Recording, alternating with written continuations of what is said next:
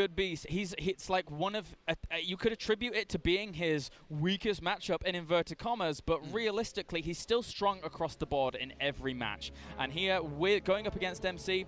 He's gonna have a little bit of a tough time, but there's no reason he couldn't eke it out. We'll see what happens, guys, as the game has now loaded. Spawning in the bottom left-hand position as the red Protoss player representing SK Gaming, guys. We have MC, the boss toss himself, who's going to be going up against our blue Zerg player in the top right, one half of the Spanish Armada representing Caronte Esports. We have Vortix.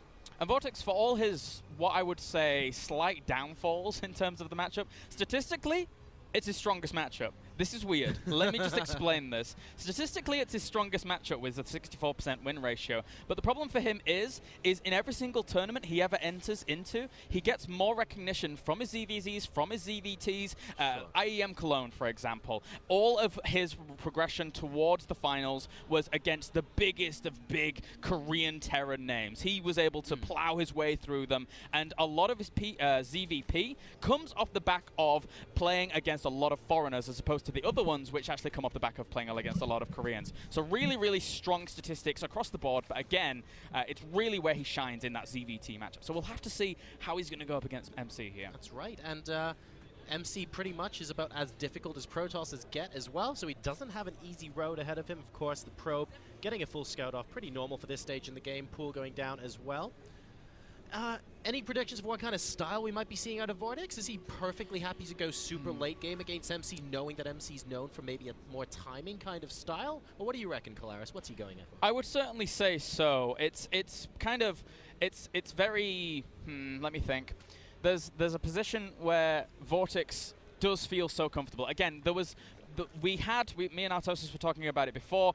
Vortix was the kind of guy who liked to finish it in the mid game against Protoss for a long, long time. But ever since then, he's become very, very stable. I'm getting a little bit of an update here saying that Vortix is not technically guaranteed second place if it's like 2-0 to 2-0. It could be third, but I think he's 3 map score ahead of Hasuos. Yeah, so he would have to lose this 0-2, and Pig would have to... No, Hasu would have to win 2-0. So, that's right. Yeah.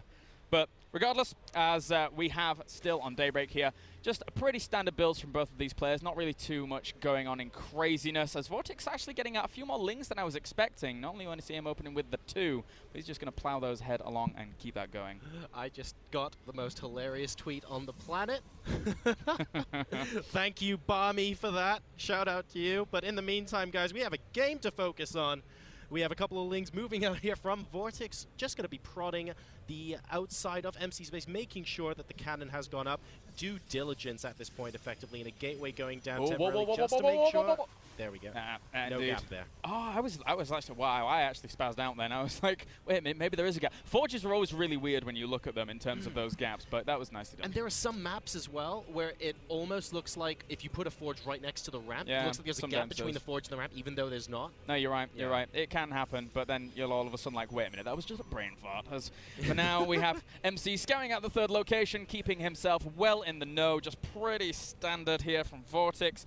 And again, Vortix is the kind of guy that is so happy to go into that late game situation. MC, meanwhile, he's been experimenting with a lot of DTs recently, and even though he actually, well, I mean that second game where he went DTs and kind of had it fail, Mafia just threw away so many infestors during that entire game. It wasn't the best situation for him. So MC getting a lucky break in that regard. Oh, that pylon. That is a devious pylon. I'm curious as to what he's going to actually go for. That's a strokey, beardy kind of pylon there. You know something's going to go up.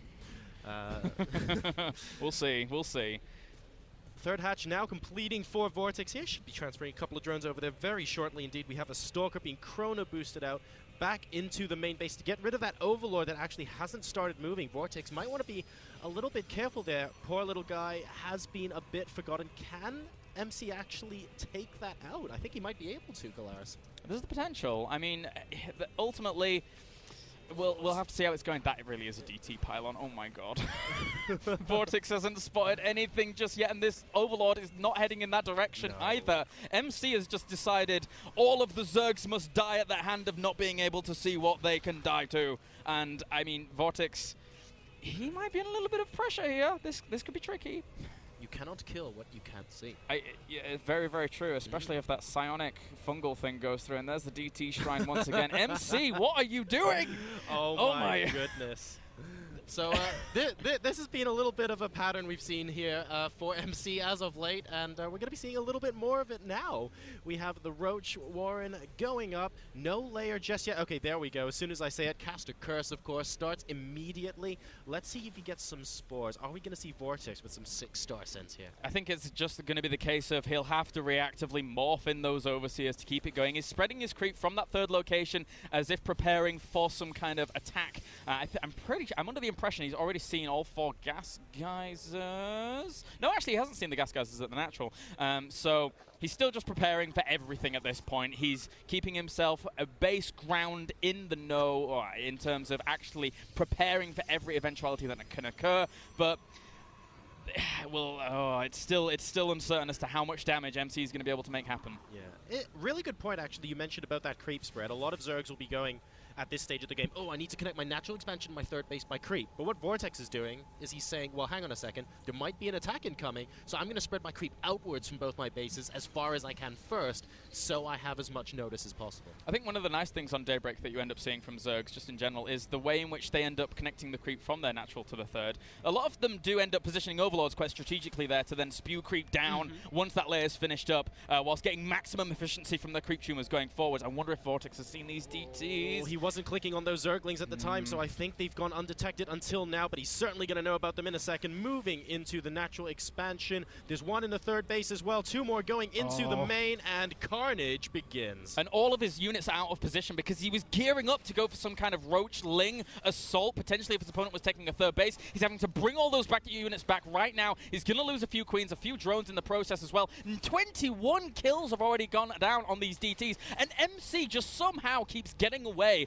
with this invisible attack. Oh, this was really unfortunate. He moved all his Roaches up to the ramp as if to prevent the DTs from going into his main base, but there were already 2 there, Kalaris, and the number of workers killed at this point, 23 and counting, and MC's getting away with some of the DTs as well, because only that one Overseer, I believe, was morphed in initially. Yeah, right now it's 38 workers to the 57 in favor of MC. Behind this MC, I mean, he's playing this out almost exactly how he played out Game 1 versus the previous Zerg opponent that he had. And right now, just going for this third, securing it with almost exactly the same amount of units, getting the Immortals behind this. He is just right. And he keeps his DTs alive. Yes. I can't emphasize this enough that most Protoss go in with the DTs, get them killed off, and after killing a ton of drones, and maybe they'll get a few more drone kills for their troubles, but keeping those DTs alive means that you have great map presence. It's really annoying to move out and have to keep your Overseers flying around and being really, really pesky. No, you're absolutely right there. I mean, we see a lot of times DTs move out, try and do some damage, and then once they die, it's not like you see a second round of DTs warp in straight away, because there goes the element of surprise, right? So even if MC's not making additional DTs now, he doesn't have to, because the ones initially put in, there's still 2 of them hanging around the bottom right of the map. So great point there.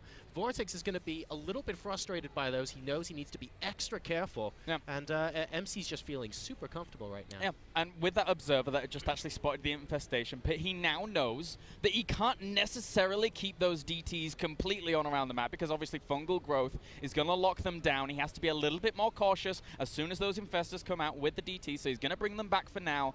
And right now, I mean, we have just the melee weapons on the way.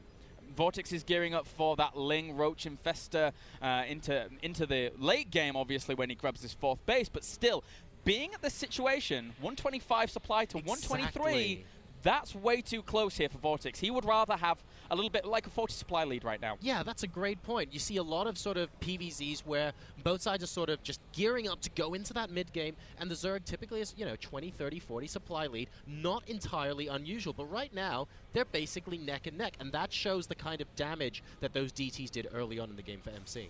Yeah, now right now, what else do we have going on? He's just moving out into the middle of the map. This is actually a little bit of a scary push. You'd be surprised at how much this can do off the back of 3 base. I've seen this many, many a time actually just outright kill Zergs. I don't think that's MC's plan here at all. In fact, it looks exactly the same. He has that 1 Archon in as well. It's because of the DTs. This is an interesting move, actually, because he's moving out across the middle of the map, and destroy those destructible rocks. And this is the kind of thing where in the late game, you see a player who's confident in being able to max out really quickly and attack your opponent faster, take out those rocks. But that's not what we saw here. Basically, both just over 150 supply right now. Yep. And MC's already doing it, so let's see if it ends up working out for him. Decent force fields on those roaches to begin with. A lot of Lings do get in on the south side, but it looks like the Stalkers are just about holding there. And MC with a very, very dangerous push. And Blinking Forward's now going to try and continue this pressure. He realizes the Infestors don't have that much energy left. As long as he can control this a little bit, he has a few more. The one sentry with some energy actually ended up dying off before spending it on those force fields. But still, look how much damage he's doing. GG. As I said before, this kind of push here off the back of 3 base can just kill. Why can it kill? Because this is in a transitionary period where the Zerg is wanting to spend the majority of their gas on teching up and Infestors.